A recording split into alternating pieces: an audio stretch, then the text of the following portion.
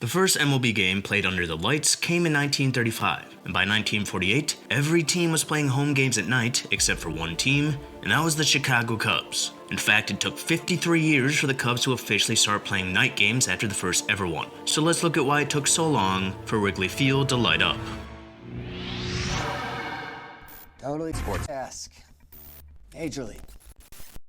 Technically, the first baseball game played under the lights came in 1880, when an experimental game was played between two department store teams under electrical lighting 1 year after Thomas Edison stole the invention of the light bulb. And 50 years later, the first minor league game played under the lights took place in Independence, Kansas, for the Independence Yankees. And night games would spread fast throughout the minor leagues. And 4 years later, Reds GM Larry MacPhail saw firsthand the potential night games could have for major league teams. And the Reds needed it, as they were struggling to get wins, and that means they were struggling to get fans, which means they were struggling to make money, with some estimates that the Reds had less than 1,500 fans at 20% of their home games. So MacPhail's idea was to start hosting night games, something that would be innovative and allow families to come to games after making $3 for a 12-hour shift. But the idea was met with criticism, as many thought this idea was not going to work, and the idea was going to be an expensive one, as the first night game was scheduled to take place on May 23, 1935 in Cincinnati, between the 6th place Reds and the 8th place Phillies, and the Reds were spending $50,000 to install a lighting system that contained 632 floodlights,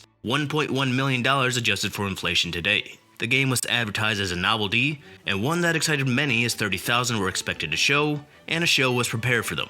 Marching bands performed at Wrigley Field, with a fireworks show scheduled after, but everyone had to wait a day as the weather did not cooperate. So tens of thousands arrived the next day, and at 8:30 p.m., a gold telegraph was pressed from someone 500 miles away, and that person was President Franklin D. Roosevelt, who jumped on top of a 10-foot box to flip the switch, and for the first time there was light at an MLB game, as a loud roar belted throughout the crowd. The game finished in just 95 minutes, as the Reds won 2-1, and was hailed as a great success. 5 of the 8 most attended games at Wrigley Field that year were night games, and naturally, other teams began to follow suit. It would take another 3 years for a team to introduce night games, that being the Brooklyn Dodgers. But in the 10 years after that, every team that was in the league in 1935 was playing night games except for one, and it was the 1935 NL champions in the Chicago Cubs. But it's not like they weren't trying. In July of 1941, almost 2 years after night games started being played at Comiskey Park, P.K. Wrigley sent Bill Veeck to Milwaukee to look at a possible new lighting technique for Wrigley Field, and the cost for equipment would be $70,000, much more than Wrigley was intending to pay. But a few months later, Wrigley ordered light standards to be installed in February of 1942. With the equipment being stored underneath the bleachers. The plan was to develop the most modern lighting system in baseball. It would actually cost $155,000 with 165 tons of steel, 35,000 feet of copper wire, and 800 aluminum reflectors, with the lights being clustered amongst 6 towers, with 2 in the outfield and the other 4 in the grandstand. And the plan was not to play true night games, but rather twilight games that would start around 6, so fans could come to games after work, while also ensuring residents in the neighborhood could enjoy a peaceful evening. But those plans were disrupted when Pearl Harbor was attacked in December of 1941. One day after the attack occurred, Wrigley decided to donate the 165 tons of steel for the light standards to the U.S. war effort, ending any chance that there would be night games at Wrigley Field in the future. And throughout the war, the Cubs would submit plans for lighting 3 times, and each time the plan was rejected by the War Production Board.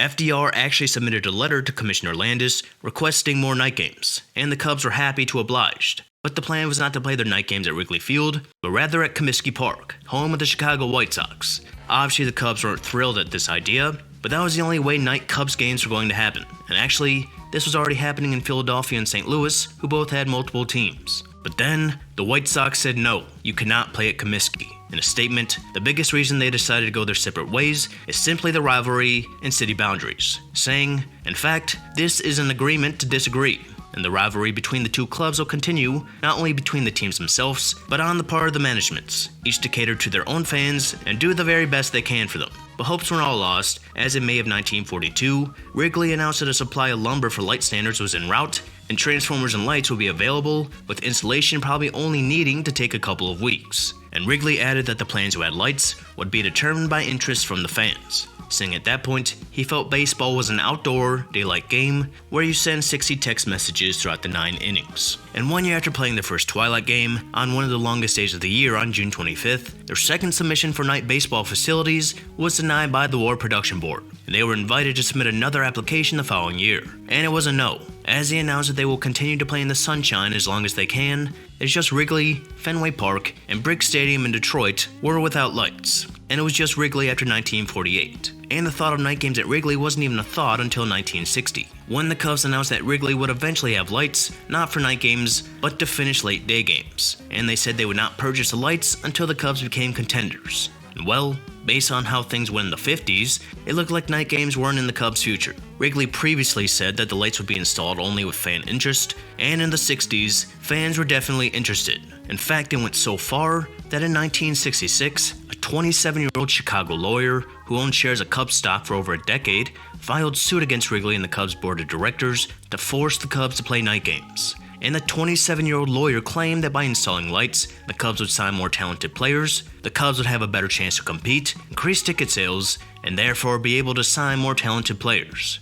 Wrigley's response was showing a petition signed by 3,000 people in the neighborhood asking that lights not be installed, and that was all that was needed to remain in daylight. And funny enough, the Cubs finished second or third every year from 67 to 72, 67 being the first time they finished better than fifth in 20 years. So fan interest and good play was not enough for night games in the 70s, even as World Series games were being played at night, along with every single All-Star game, and would get very serious in the 1980s. In 1982, GM Dallas Green stated that lights will be installed at Wrigley Field, or the Cubs will think about playing in another ballpark. These comments brought protests from fans and a citizen group entitled Citizens United for Baseball in the Sunshine, aka Cubs. And it went past just the citizens and the fans, as Illinois Governor James Thompson would sign legislation effectively banning night games at Wrigley Field, saying nighttime baseball at Wrigley would impose undue hardship on nearly 60,000 residents who live within a 4-block area of the stadium. There would be massive traffic and parking problems in an already crowded neighborhood. And in August of 1983, the Chicago City Council voted 42-2 in favor of passing an ordinance that banned night games at Wrigley Field. There were already lights at Wrigley, but those had to be turned off at 8 p.m. But the Cubs weren't giving up the fight, as a few months after the Cubs made their first playoff appearance in 39 years in 1984, they filed a lawsuit against the city of Chicago to prevent them from enforcing laws that block night baseball. But the rules to prohibit night baseball were upheld in March 85, and by mid-85, the Cubs basically admitted that they had given up, saying the light issue is dead, and plans to move out of Wrigley Field were more serious than ever. Night baseball was almost a necessity at that point, especially as the Cubs were contending. In fact, Commissioner Peter Ueberroth threatened to deny the Cubs any future postseason games if lights were not installed, a statement that was criticized and didn't matter anyway, as the Cubs didn't make the playoffs in 85. And it would again be a non-issue, as the Cubs finished 20 games under 500 in 1986. But everything changed in 87. In February of 87, legislation that would allow night games at Wrigley Field was introduced in Springfield, and the strongest legislative support for night games came in July, when Chicago Mayor Harold Washington said regular season night games seems within the realm of fairness. 1 year after legislation was proposed, with the backing of acting Mayor Eugene Sawyer, the Chicago City Council voted 29-19 in favor of an ordinance that would allow the Cubs to play night baseball at Wrigley Field. But there were some terms they had to follow. The first is that they could only play 18 night games a season through the year of 2002. They also could not sell beer after 9:20, and none of that damn organ music could be played after 9:30. And it was announced in July that 8 night games would be played at Wrigley Field in 1988, with the first set to be played on August 8th against the Phillies, a day that kinda looks like a light tower if you look at it in a certain way. The $5 million lighting system was turned on for the first time on July 25th as part of the Cubs Care Under the Lights benefit, and just a few weeks later came the big day. The game was the hottest ticket at Wrigley in decades, with the game starting pitcher Rick Sutcliffe saying there were hundreds of people asking him for a ticket, with tickets going for upwards of $1,400. And on that August night, it was Harry Grossman, someone who had been a Cubs fan since 1905, who flipped the switch for the first night game in team history, a sight he never thought he would see, along with thousands of others. Granted, many also wished they didn't see it. But with celebrities in the stands such as Bill Murray, along with Commissioner Ueberroth and the Mayor of Chicago, the first pitch was delivered by Sutcliffe. And just like the first ever night game back in 1935, the weather did not cooperate, and 4 innings into the game went into a rain delay. Players including Greg Maddux and Les Lancaster ran on the field to do belly flops in full uniform during the delay, which the fans loved, but manager Don Zimmer did not, leading to minimal fines from GM Jim Fry. And after a 2-hour delay, the game was called, and it never resumed. So the hyped event had an anticlimactic ending. But another night game was scheduled the next night against the Mets, and in that game, Lenny Dykstra hit the first ever official night home run at Wrigley Field in the 5th inning. But the Cubs would add 1 in the bottom half and scored 5 more over the next 2 innings as they won 6-4 in the first official night game at Wrigley Field. A game that was more than 70 years in the making, and one that was a massive challenge to make happen. Without context, it seems absurd that the Cubs didn't play home night games until 1988. For reference, as I talked about in a recent video I made about Greg Maddux, Maddux's major league debut actually came as a pinch runner, because the game the day prior had to be delayed due to darkness and resumed the next day in the 15th inning. Then 2 innings later, Greg Maddux had to come in as a pinch runner before he would debut on the mound and take the loss in the 18th inning. And this all happened in 1986, and the game starter was Jamie Moyer.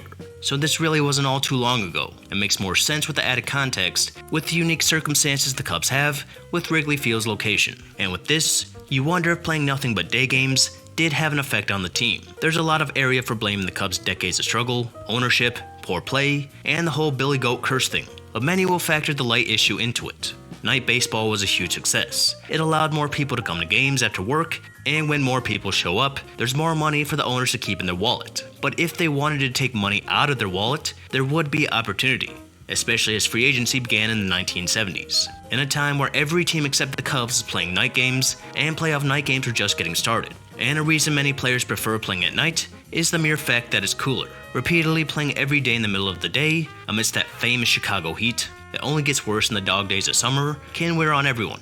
Obviously there's no way to know how much of an effect this had, but it can be added to the list of supposed reasons for the shortcomings. And night baseball at Wrigley is still rare for the modern day. The Cubs can only play 35 night games a year at Wrigley, and are allowed up to an additional 8 by request, still 11 less than the average major league team. Day games at Wrigley are a tradition that goes back over a century, and without those lights, it's possible no games would be played at Wrigley right now. Just a part of the story that makes the park's 100+ year survival all that more remarkable. And in the future, when Rob Manfred requires all teams to put a lid over their stadium, then the heat and the rain will no longer be a problem for anyone. And you can watch my video about a theory Cubs fans had that their former players curse other teams.